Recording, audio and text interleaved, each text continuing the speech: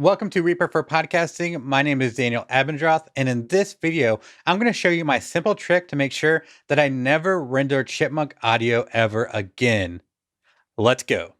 So tell me, have you ever finished an episode, rendered it out, only to listen back to it, or maybe you sent it to a client, or maybe you accidentally uploaded it to a media host, but you find that it sounded like this? Welcome to Reaper for Podcasting. My name is Daniel Abendroth, and in this video, I'm going to show you my simple trick to make sure that I never render Chipmunk audio ever again. And if you're watching this and you don't know why your audio might sound like that, watch this video and I'll show you an easy way to speed up your editing process. But in this video, I'm going to show you how to make sure that you never render Chipmunk audio again. And it's actually really simple. So here's my Podcast Editors Mastermind episode that I edited. And if you don't know what that is, it's a podcast geared towards professional podcast editors. Be sure to check it out at podcasteditorsmastermind.com if that sounds like something you'd be interested in. So whenever I edit podcasts, I edit at 1.5 times speed and it sounds chipmunky, but I preserve pitch so it sounds normal, but it's still sped up.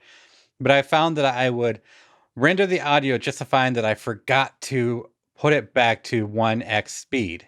And it can be really embarrassing if you send that to the client and they're like, what the hell is this? So in order to fix that, I created a custom action to make sure that the audio was set back to 1x speed before it rendered. So it's actually really simple to do.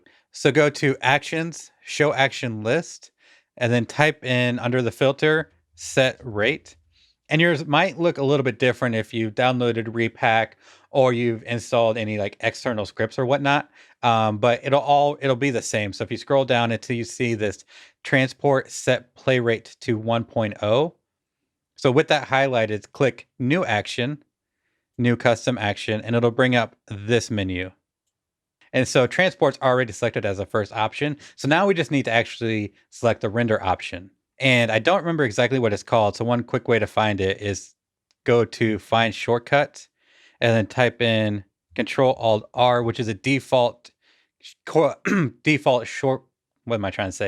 default keyboard shortcut for the render. And you see it's File, Render Project to Disk. So knowing that, we can go back to Set Rate, click on that, New Action, New Custom Action, and then here, type in Render to Disk, and you see right here, File, Render Project to Disk.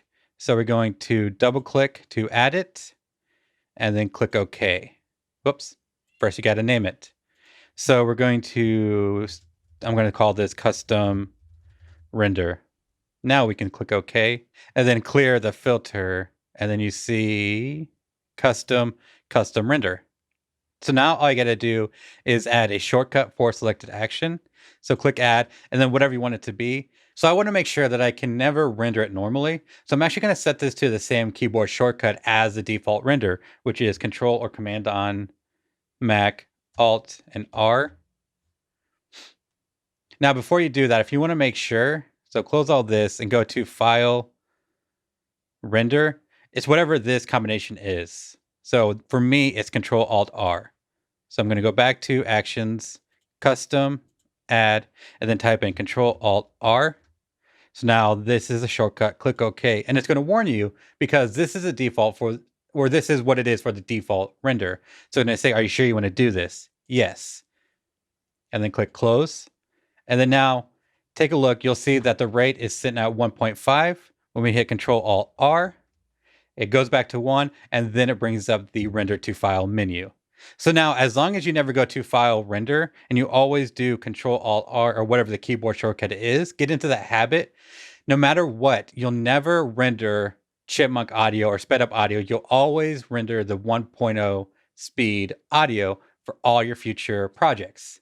Really simple, really quick. Be sure to do this. Let me know how it goes and some of your other custom actions, these little quick little hacks, if you will. Let me know what you use in your workflow. Just drop a comment down below, as well as any questions or comments you have about this little trick, and I'll be sure to respond. And I'll see you in the next video. Take care.